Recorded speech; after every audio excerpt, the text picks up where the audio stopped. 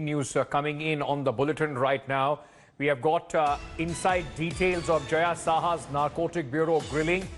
These are a few details that have been shared with us by the sources in the NCB. Jaya Saha has been asked about the drug chat of Karishma and Deepika Padukone. During the questioning, Jaya has been asked by officials if she had knowledge that Karishma was procuring drugs for Deepika Padukone.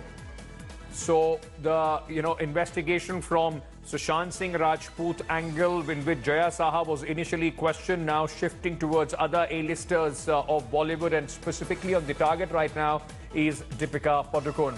Going across to my colleague Devesh, who's joining us with more details on this. Devesh, what else has the NCB been asking Jaya Saha during her interrogation? She at this moment seems to be a central character as far as this investigation in the A-listers of Bollywood is concerned.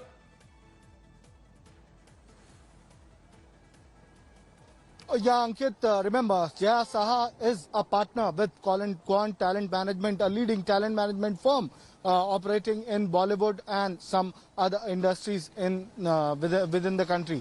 And they have a lot of A-listers registered with them who've been working with Quant. And now, as these chats emerge, where several of employees, several managers working with Quant Talent Management are indulging in chats with actors who've registered with the company regarding procurement or facilitating drugs to them. This raises a lot of questions, and that is why Jaya Saha is being questioned primarily. Remember, the CEO of Quant Talent Management, Dhruv, is also over here. He's also being questioned right now. He arrived late afternoon, and he is also being questioned regarding the functioning of this this particular talent management agency or company, which had several A-listers like Ranbir Kapoor, Deepika Padukone, and several others registered with them. Other chats will also be checked. Phone details will be retrieved. Okay. Meanwhile, Jaya Saha becomes the epicenter of all this complete racket.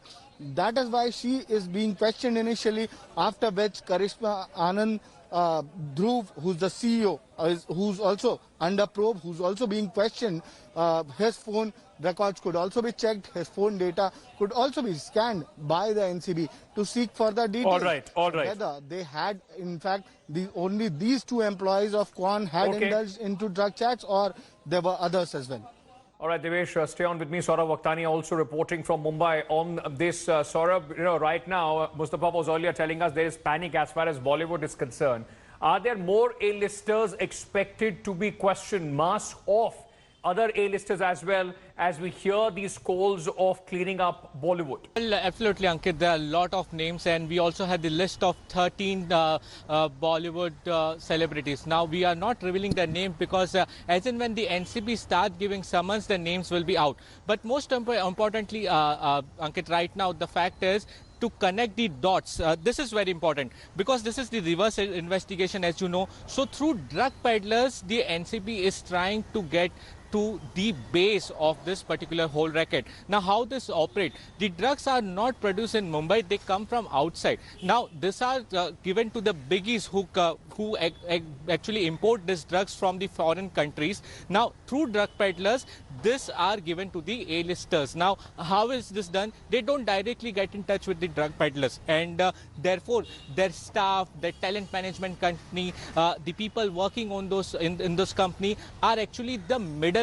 So this is the whole conspiracy which right now the NCB is trying to get hold of. Now, this is not going to be easy, but therefore NCB wants to make the groundwork very hard, and therefore they are going to connect the whole dots. Like Riya Chakravarti was arrested in this particular case. She was also supplying the drugs. So in this way, NCB is investigating the case. Like Devesh was mentioning, Quant is a very important company. Now, let me tell you that Quant was founded in the year 2009, but right now it's one of the biggest company in the Bollywood market, and it manages so many celebrities. Let me tell you that its offices are not just just in Mumbai, but also in Hyderabad and Delhi. Over 200 people work in Kwan. So right now the main focus is the employees and the owners of the Kwan. And once those dots are connected, we are getting another breaking news. In fact, right now, let's just quickly slip through that. India Today accesses images of Deepika Padukone from the club Coco from October 2017. Pictures taken on 28th and 29th of October 2017. Club Coco mentioned in Deepika and Karishma drug chat in which Deepika asked for hash.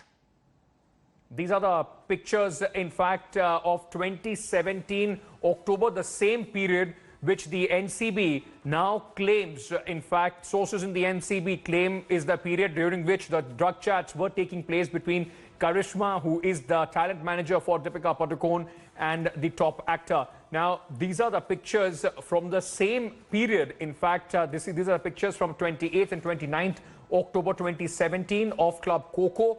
In fact, this club also finds mention in the chats between Karishma and Deepika Padukone. Mustafa Sheikh joins us with more details. Mustafa, is the, these pictures that we have accessed, are the sources suggesting this is of possibly the same period where the drug chats were taking place? Because this club also finds its mention in the chats between Karishma and Deepika.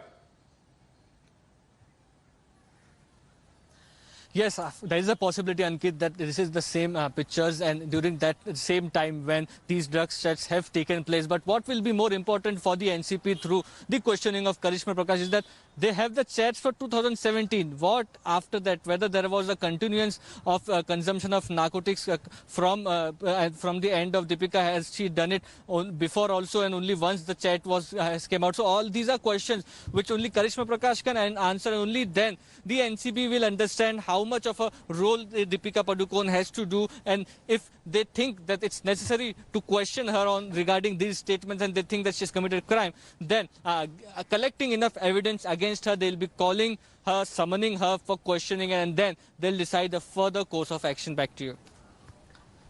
Hello everyone, this is Rahul Kamal here. Hope you enjoyed this video. For the latest news and analysis, like and subscribe the India Today YouTube channel, and don't forget to press the bell icon to stay updated.